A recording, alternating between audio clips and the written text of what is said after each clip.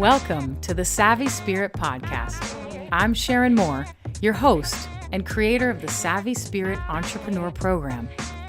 This podcast features conscious women entrepreneurs whose businesses are built on their unique gifts and are making the world a better place. You're going to learn about their journeys, their courage, their resilience, and their truth. So enjoy the show, feel the love, and get inspired.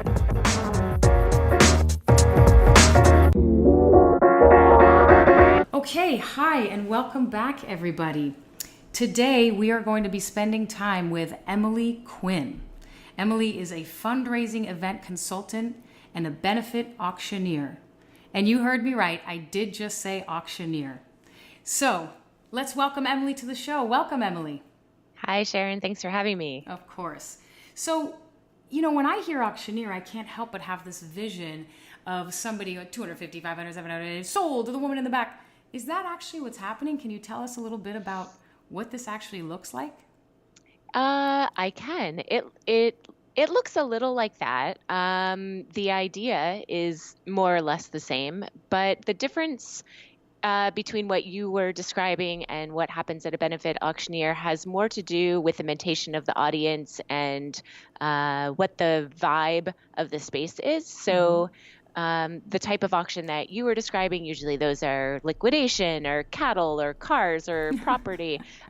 Usually these are people that are gathered to get a deal. The events that I do are always galas or parties, some sort of sit-down dinner sort of thing. And the energy in the room is more about creating community around a specific cause or purpose or a school. And because of that, most of the people that are there are in a party mode, they're having drinks, they're having meals, and most of them are also inexperienced bidders. And so what I have found is that when you mix food and a little bit of wine and inexperienced bidding, you end up having to slow things down tremendously. And the interaction between me and my audience feels more like an improv scene than the traditional auction that you might imagine. And you just mentioned improv. That was literally a thought I had. Do you have experience in theater or performing or being on stage in any sort of capacity before you started this? None. And in fact, up until I took the stage for my very first auction, I would say that I was terrified of being on stage. I would describe myself as an introvert. This is not something that I ever would have imagined doing professionally. Wow. So how did this happen? Good question.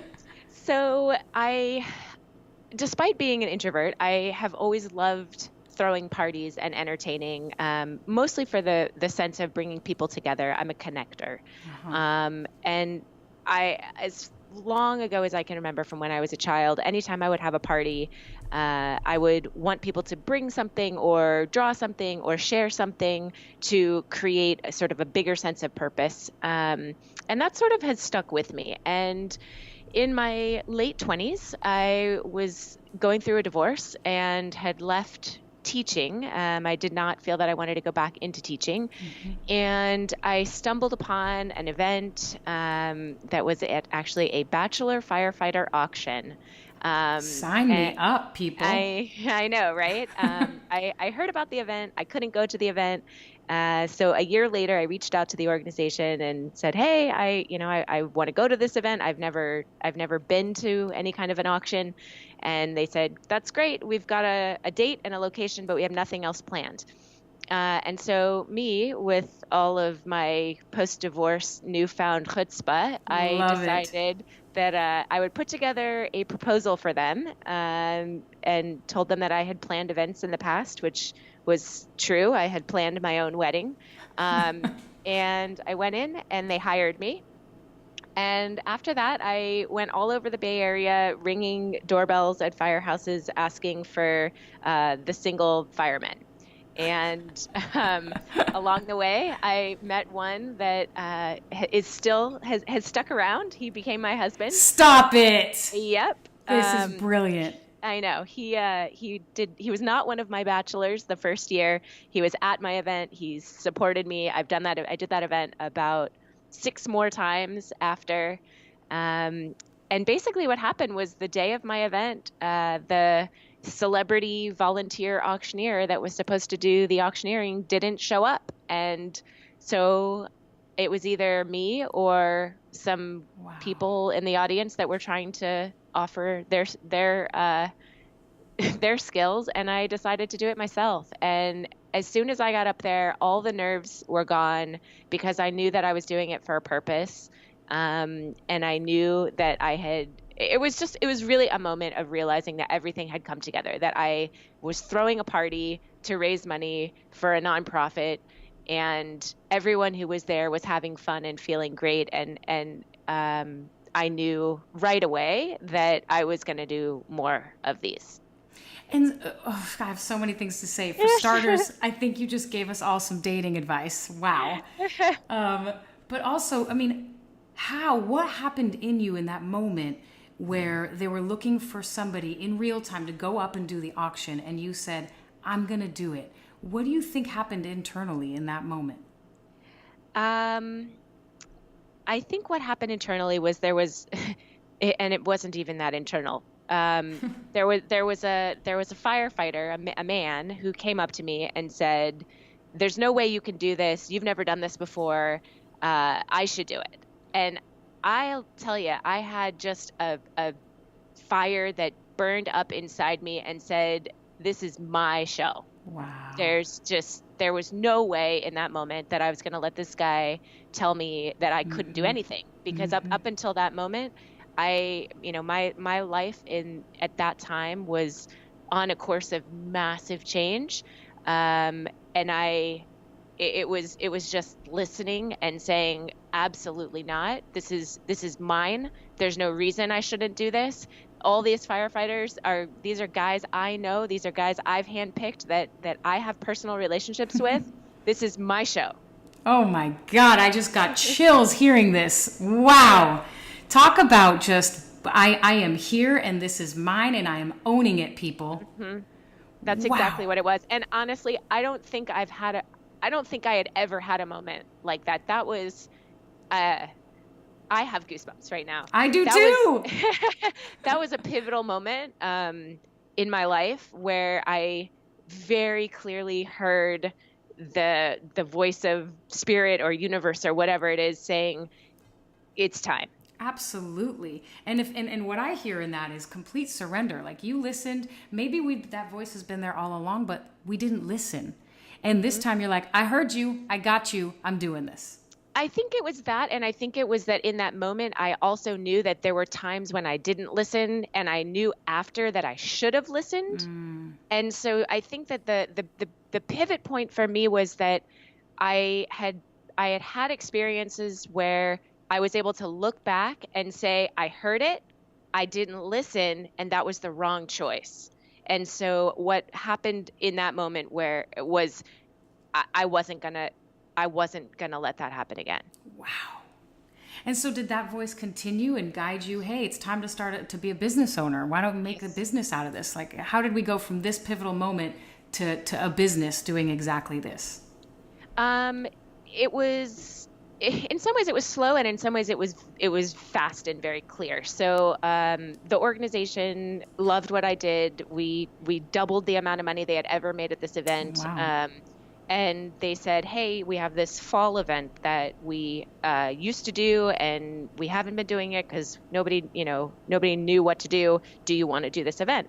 And at this point, I was planning, producing everything. I knew absolutely nothing. Everything I was learning was from the internet. I had never been to a gala. I had never seen a live auction of any type. Wow. I was completely self-taught. And so, I said, yep, I'll do it. My husband, so at that point he was my boyfriend and quickly became my husband, said, by all means, yes, you should do this. It's exciting you. It makes you happy. You're doing something good for other people. And that's something that has remained a big tenet of our relationship, both of us, in service to the world. And so he was just super supportive of me doing this. And I very slowly grew. I did just 2, maybe 3 events. At that time, we were growing our family. It was very conscious that I was not trying to grow a huge business at the time, but we knew that this was something that I wanted to move towards.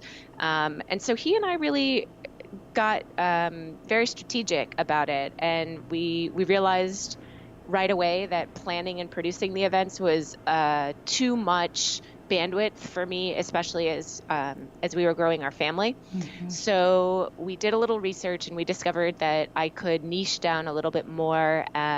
So I got a designation through the National Auctioneers Association to become a BAS, which is a Benefit Auctioneer Specialist. Mm-hmm. And then we really started, we created between the two of us a 12 to 18 month game plan of get all of the framework of your business set up, get a couple more events under your belt, reach out, make some networking connection. And then in January of 2016, it was intended to be kind of go time.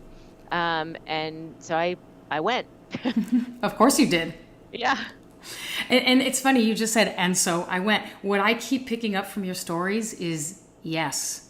Like every time you're at these crossroads, we have this event. Do you want to do it? And you're thinking, I've never seen an auction. I've never been to a gala. Yes, I do. I absolutely do. It's a lot of yeses, but I think that I learned very quickly too that you don't say yes to everything. I learned to make clear, distinct decisions of when to say no, and those became very intentional. Mm-hmm. Being able to say, no, I'm not going to work for an organization whose morals and values aren't aligned with mine. Mm-hmm. No, I'm not going to work just for the money. No, I'm not going to, be put in situations where I feel that I'm being taken advantage of, or that my sense of self or my brand or what I represent is going to be compromised in any way. Wow, Emily. Yeah. Wow. You are amazing. Wow. Thank you. I love it. Okay. So now, as you know, I've been a business owner myself for 15 years, and I've spoken to so many people who are running businesses or have run businesses. And I've kind of honed in on 3 areas that I like to showcase and highlight. One is, the acknowledgement, the owning, the loving, and the bringing their unique set of gifts out into their both personal and professional life. The second one is trusting in the universe, right? Trusting in something bigger than them and surrendering and going into that. And the third one is actually, their relationship with the business skills themselves. Mm-hmm. And so I want to kind of focus on all 3 of those with you for a couple minutes. You started off saying, truth be told, I viewed myself as an introvert. And the thought of myself being on a stage was absolutely terrifying. But somewhere in there, you found your unique set of gifts. Yeah, I really did. And I think that, and I never, ever could have imagined that this is a job. I was talking to my son last night, and he asked what I thought he might be when he grows up. And I said, I have no idea, because even a year before I got on stage, I didn't even know that this was a job. Right. I think the thing that I've most appreciated is that I'm so incredibly detail oriented, and I am all about strategy and planning and thinking through processes. And I like to do that by myself, and I like to do it in a very quiet space, usually home, on my computer with maybe music. These are very internal processes for me. Mm-hmm. And it's exactly the skill set that is required for coordinating and planning events. And what I learned was I don't want to be an event planner, because then you have to take all of those skills and then you have to deal with a lot of people at the event. And that was overwhelming to me. It's a little too much. Way too much. It was very, very depleting. I was exhausted and really just tapped out afterwards. And then what I realized in the stage part is that I would say one of my biggest gifts is authenticity, just being super honest about who I am, what I'm about, what I like, what I don't like, what I'm good at, what I'm not good at. And so being on stage like that is actually really easy, because, in some ways I become Auction Emily in this sort of theatrical way, but at the core of it, all I'm doing is operating from my own inner sense of truth. So it's, in that way, it's very effortless to just be honest with an audience. And that's why I get in trouble if I get in front of an audience that I don't feel authentically connected to or believing in. Right, which is where you learn to say no to that. Exactly. Now, so was there, this authenticity, which of course I love, and I love that you threw in effortless, because when we are authentic, it should feel effortless. Did you receive messaging as a young girl around supporting you in stepping deeper into that gift of authenticity, or opposite? Did you receive messaging that inhibited you further stepping into that? Yeah, that's a big question. I know. There are probably a lot of pieces there. I would say my mom didn't give me a lot of good advice. She gave me one piece of good advice that I have joked that, she sort of spoke in bumper stickers. And the one thing she always told me was, find something you love to do and then find a way to make money at it. And you've done that.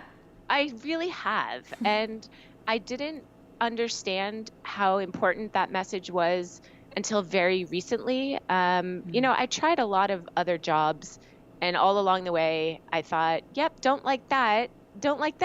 But she really helped me figure out to just not so much focus on what I want to be when I grow up, but what do you want to do?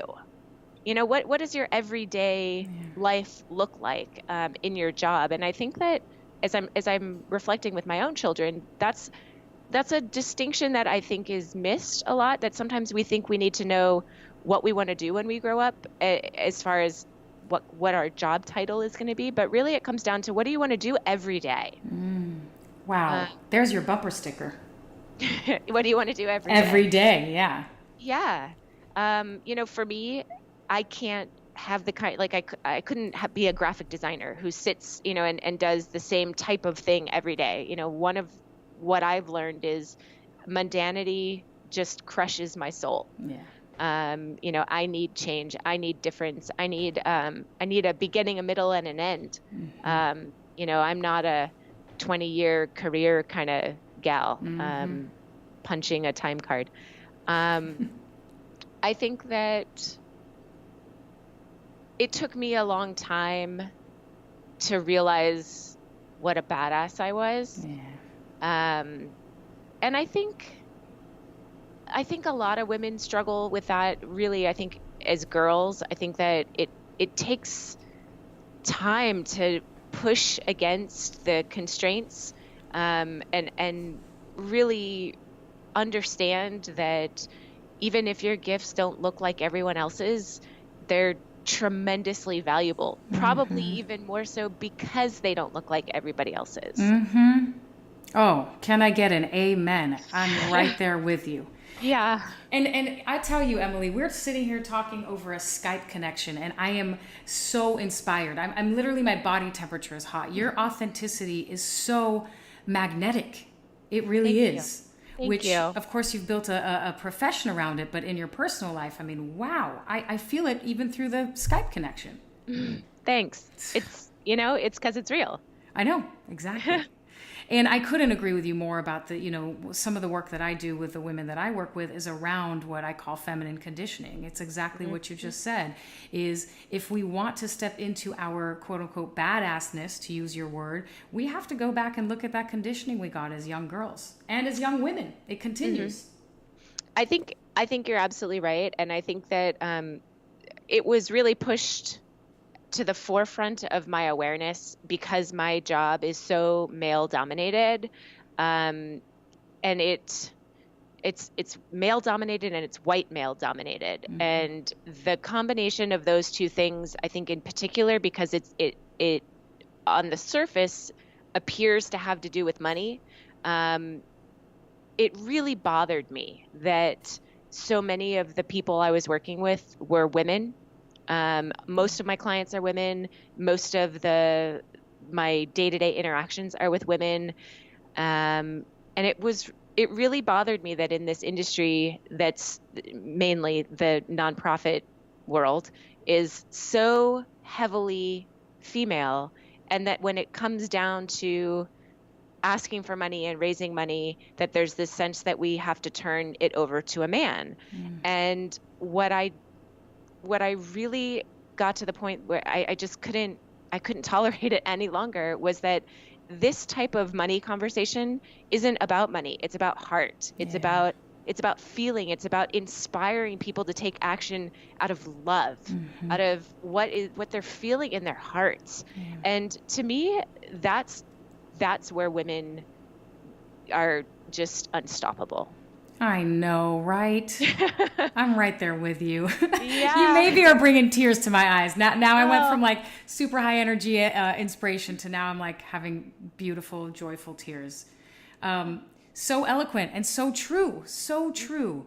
And are there other women in your industry? Have you become a leader in this way? And obviously you have this strong moral compass and you see your impact beyond just the everyday work that you do. How do you see yourself changing the landscape of that? So there are women that are doing what I'm doing, and some of them are starting to rise to positions of power within the auctioneer and benefit community, which is really exciting. There's a woman who I actually learned from who has been taking on a leadership role on the board within the National Auctioneers Association. And so I've been really loving watching her building up her business.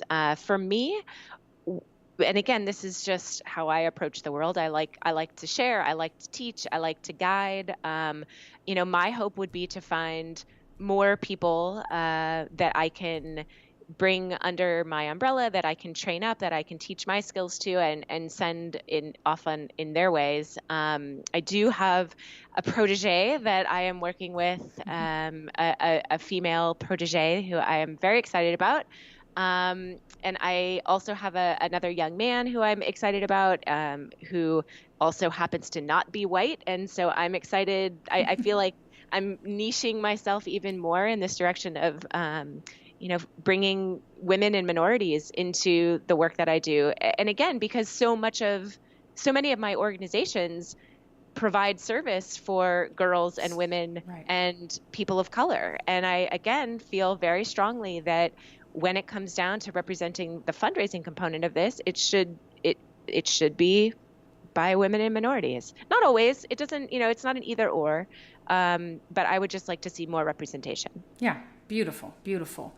And so, you had all these moments of obviously allowing your gifts to shine and play a front and center role. You've told us several times where you went into the unknown, into the uncomfortable, knowing that you were going to be okay and trusting the universe.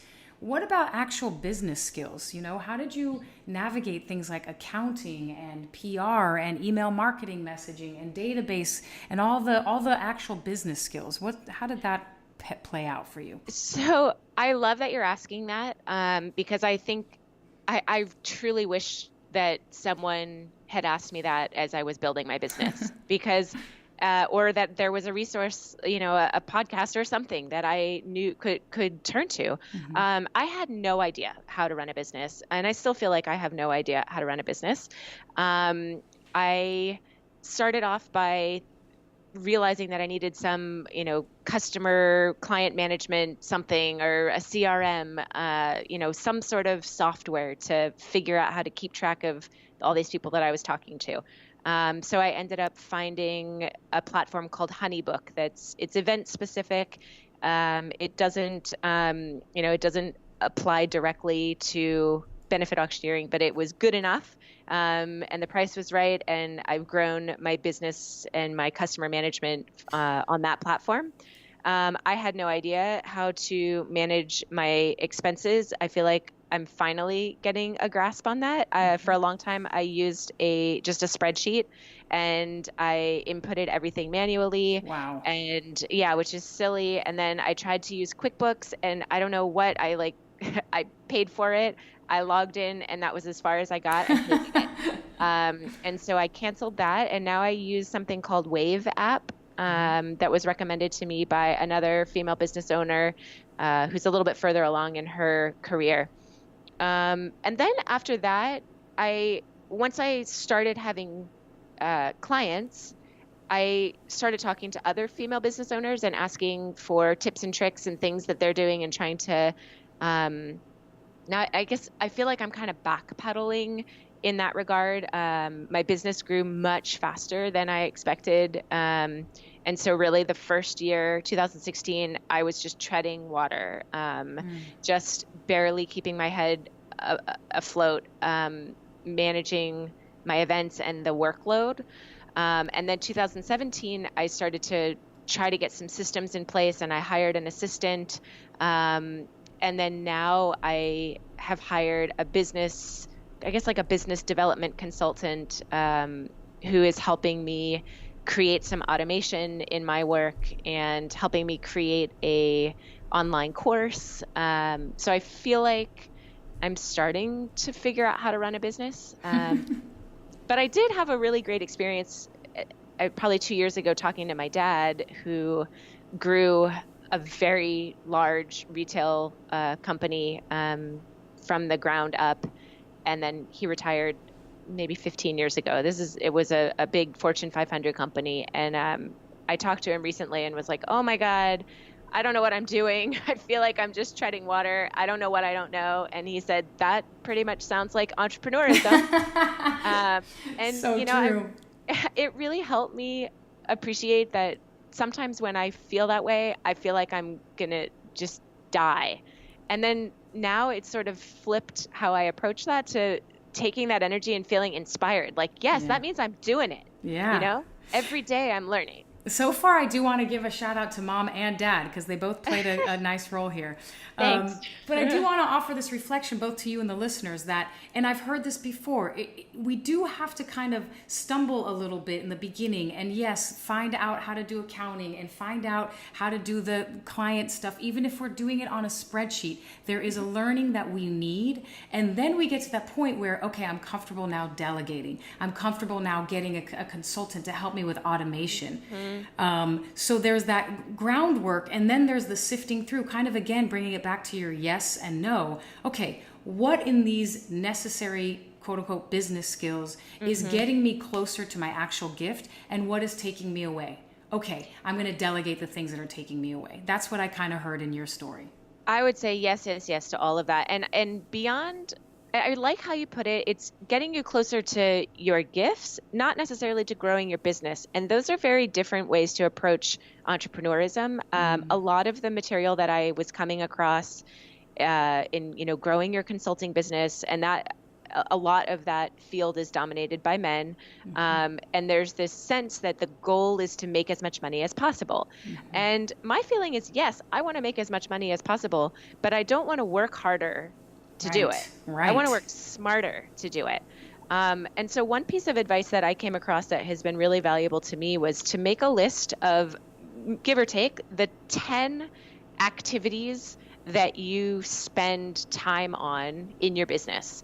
And some of that, so for me, it would be being on stage or sitting at my computer and making spreadsheets, or or entering my mileage into the mileage tracker. Think about the 10 things that take up time in your business and put them in priority order based on what you enjoy the most on top to what you enjoy the least. And then look at the bottom 3 things and find someone else to do them. Wow. That is And a great tip. it was wonderful. It really helped me. I got off my own case about feeling like I needed to do everything myself. Yeah. And it helped me appreciate that there are people out there who love doing what I hate doing. Yeah. And so it almost sort of the messaging in my mind came that if I don't allow someone else to do that, then I'm not allowing them to be in their strength and their power. So when I delegate my entering the mileage to my assistant, who loves getting things done for me, she just loves making me happy. And, giving her that task empowers her to feel great. And, that was a big switch for me, that I don't have to do everything. And by trying to do everything, even the things I'm not good at or I don't enjoy, not only is it draining and taxing to me, but I'm not allowing someone else an opportunity to step into their own power. What a beautifully feminine way of looking at that. Exactly. All right, so we are almost at the end of our interview. I want to make sure we all know, how do we find Auction Emily? If people want to book you for their event, how do they go about that? So obviously my website is www.auctionemily.com. I'm also on Instagram occasionally, mostly on Facebook, and very rarely on Twitter, all at Auction Emily. And as I mentioned, I am growing an online course that I hope to make available within the next year that would help smaller nonprofits who can't afford my work or aren't in my general vicinity to use all of the things that I've learned along the way and grow their business in a community of other nonprofits who are growing their events as well. Oh, how beautifully aligned with who you are. That I can just feel that generous spirit. Like you just want to continue that generosity, that sharing of your wisdom. I do. Emily, you have been such a treat to connect with. Thank you so much. And for all the listeners, we will include all the links to everything that Emily just mentioned in the episode notes. Emily, thank you so much for all the inspiration and energy you just provided us with. Thanks, Sharon. I really appreciate having this opportunity, and I wish your listeners all the best on their journey. Thanks, everyone, for listening. I hope you feel inspired and connected and alive. And hey, if you enjoyed the show today, leave us a review. And if you want more, you can also find us online at thesavvyspirit.com or on Facebook, Twitter, and Instagram. Okay, my friends, it is time to say goodbye. I wish you a good night, a good morning, a good day, wherever you are on this earth. I wish you well, and I'll see you next week.